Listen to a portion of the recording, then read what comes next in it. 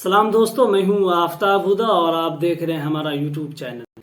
पिछले 2 दिन से आपने देखा होगा कि गोदी मीडिया पे एक भी बात को लेकर के चर्चा नहीं हुआ होगा, लेकिन 2 दिन पहले एक मामले को लेकर जरूर चर्चा हो रहा था, जब एक मुस्लिम का नाम लगाकर साहिल नाम के बंदे को श्रद्धा और आफ्ताब के मर्डर से जोड़ करके गोदी मीडिया दिखा रही थी।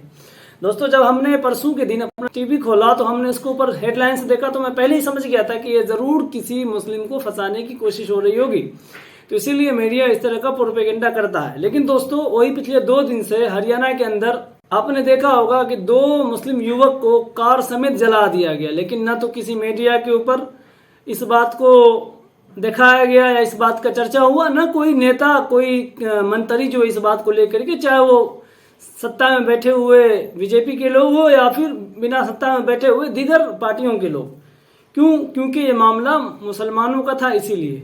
लेकिन दोस्तों, हम चुप नहीं बैठेंगे और हम अपना काम करते रहेंगे।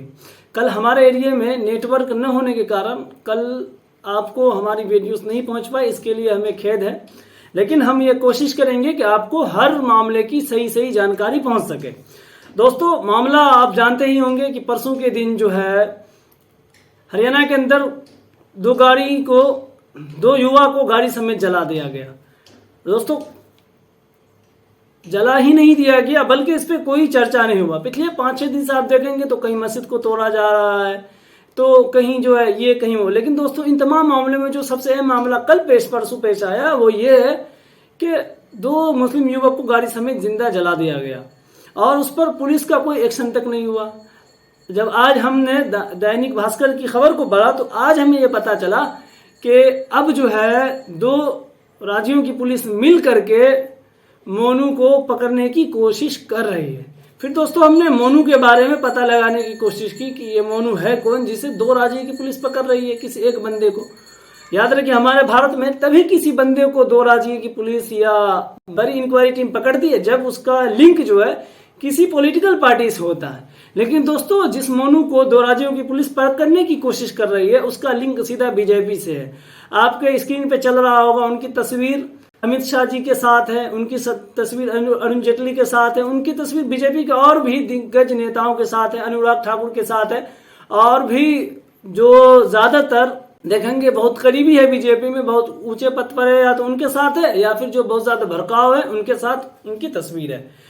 इस बात से खुलासा हो जाता है कि जो भी काम गांव के नाम पर, गाय रक्षा के नाम पर, मंदिर के नाम पर, ये जो आरएसएस, बीजेपी, बजरंग दल, ये हिंदू महासभा संगठन के लोग कर रहे हैं, ये कहीं ना कहीं पूरा का पूरा प्लानिंग किया हुआ है कि हमें 2024 के इलेक्शन को जीतना है, तो हमें इस एंगल से इस तरह करके लोगों को, एक विशेष समुदाय के लोगों को टारगेट करना है।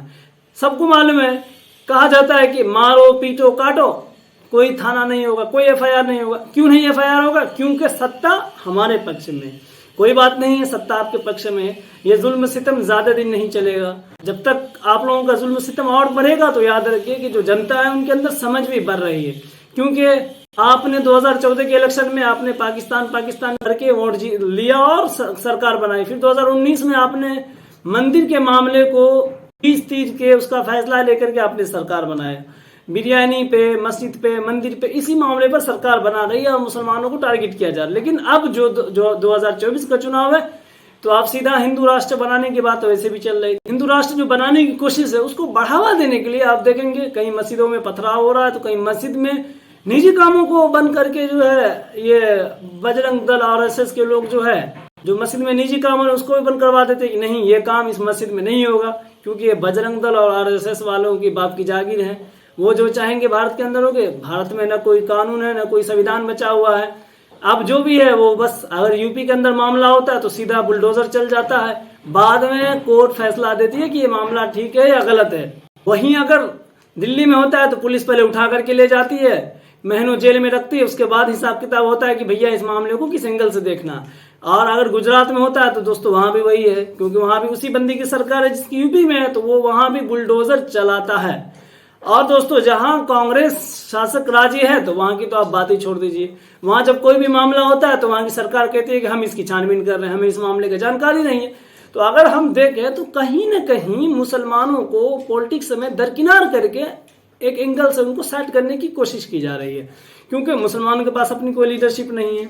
अब आइए बहरहाल हम फिर से इन्हीं मामले पर आते हैं। दोस्तों, अब 2 स्टेट की पुलिस ने कहा है कि हम मोनू को खोज रहे हैं, तो वहीं जो है मोनू के बारे में ये बताया गया कि मोनू जो है बीजेपी के बहुत करीबी हैं और उनकी तस्वीर जैसा कि आप स्क्रीन पे देख रहे होंगे अमित शाह जी के साथ है, अरुण जेटली के साथ है और भी दीगर बड़े बड़े नेताओं के साथ जो बीजेपी के हैं उनके साथ उनकी तस्वीर है।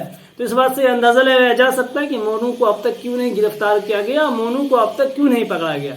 लेकिन दोस्तों वहीं हम दूसरे एंगल को देखें तो ये पता चलता है कि अब भारत में विशेष समुदायों का रहना ये सरकार मुश्किल से मुश्किल करती जा रही है। ये अलग बात है कि ये सरकार डायरेक्टली नहीं करती, लेकिन जो संगठन है भारत के अंदर मौजूद है, जो दंगा कर रही है, फसाद कर रही है, उसको ये सरकार रोक भी नहीं रही है। मैं आपको बताते चलूं कि आज से 4 महीना पहले PFI पर पॉपुलर फ्रंट ऑफ इंडिया के ऊपर पाबंदी लगा दिया गया। क्या ED, CBI, CID सिर्फ जो संगठन लोगों के लिए काम करता है, जो मुस्लिम संगठन है, उसी के ऊपर छापा मारती है? क्या कभी CBI RSS के दफ्तरों पर, उनके मुख्यालयों पे छापा नहीं मारती है?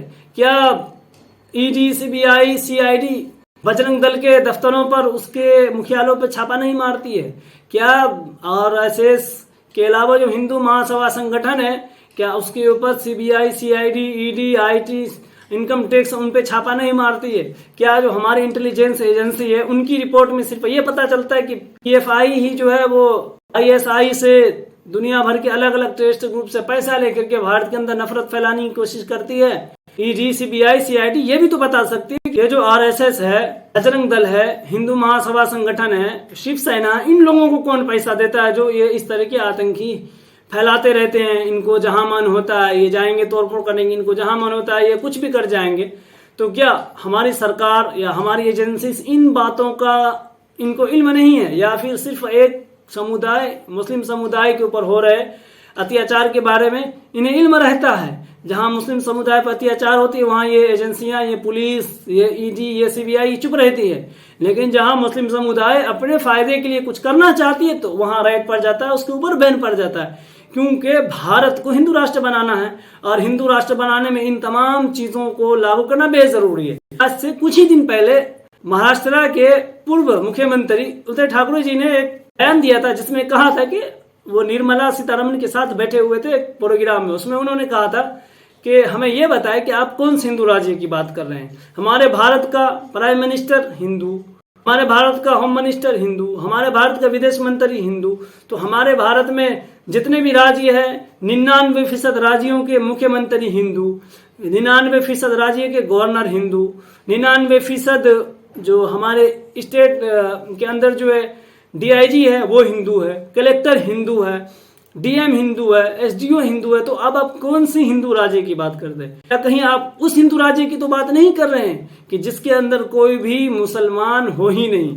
मैं एक बात बता देना चाहता हूं उन बजरंग दल और आतंकवादी ग्रुपों को कि जिस हिंदू राज्य की आप बात कर रहे हैं, याद रखिए यही सोच इजराइल का भी है, लेकिन आज भी इजराइल के अंदर मुस्लिम आबादी मौजूद है और बाज़ाब्ता तौर पे इजराइल के अंदर भी मुस्लिम पार्टियां हैं जो सरकार में हैं। तो याद रखिए ये जो आपके हथकंडे हैं ये ज्यादा दिन नहीं चलने वाले हैं और ये हिंदुस्तान है किसी की बाप की जागीर नहीं है, ये आपके बाप दादाओं का हिंदुस्तान नहीं है, ये हमारे वीर जवानों का हिंदुस्तान है। अपने खून पसीने पैसे जान माल इज्जत आबरू सब लगा के आजाद करदा लोगों का हिंदुस्तान है, न कि कोई बजरंग दल RSS या हिंदू महासंगठन वालों का हिंदुस्तान है। ये आप कभी खद्दो ख्यालों में ख्वाब में मत सोचें कि ये हालात इसी तरह से रहेंगे।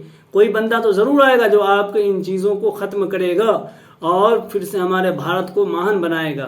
तो अब हमें ये देखना होगा कि क्या और मामले की तरह ये मोनू का मामला भी बीजेपी के कारण बंद हो जाएगा, इनकी आगे कोई सुनवाई नहीं होगी, या फिर कोई ठोस सुनवाई होगी, मोनू को महीनों जेलों में बंद रखा जाएगा। मैं जाते जाते एक और भी बात आपको बताता जाऊं कि एक पत्रकार को महज हाथरस मामले की रिपोर्ट करने के लिए जाने के जुर्म में 28 महीना इसी बीजेपी सरकार ने अपने यूपी सरकार की मदद से उनको 28 महीना जेल में बंद करके रखा। लेकिन यहाँ 2 बंदों को गाड़ी समेत जिंदा जला देने वाला मोनू को अब तक न तो पुलिस पकड़ रही है, न तो इस सरकार की तरफ से कोई सुनवाई आई है, क्योंकि ये मामला हिंदू और मुस्लिम का है। और भारतीय जनता पार्टी के लोगों को इलेक्शन जीतना है, तो इसीलिए इस मामले को दबाने की कोशिश कर रहे हैं और हिंदू संगठनों को, आतंकी संगठनों को ये बताने की कोशिश की जा रही है कि याद रखिए, आप कुछ कीजिए, आपके ऊपर कोई अड़चन नहीं आएगा, क्योंकि सरकार ही आपकी है और सरकार में जब तक हम हैं तब तक आप किसी को मारे, किसी का घर तोड़े, कहीं बुलडोजर चलाए, किसी भी मस्जिद में जाकर के उसके काम को रुकवा दें,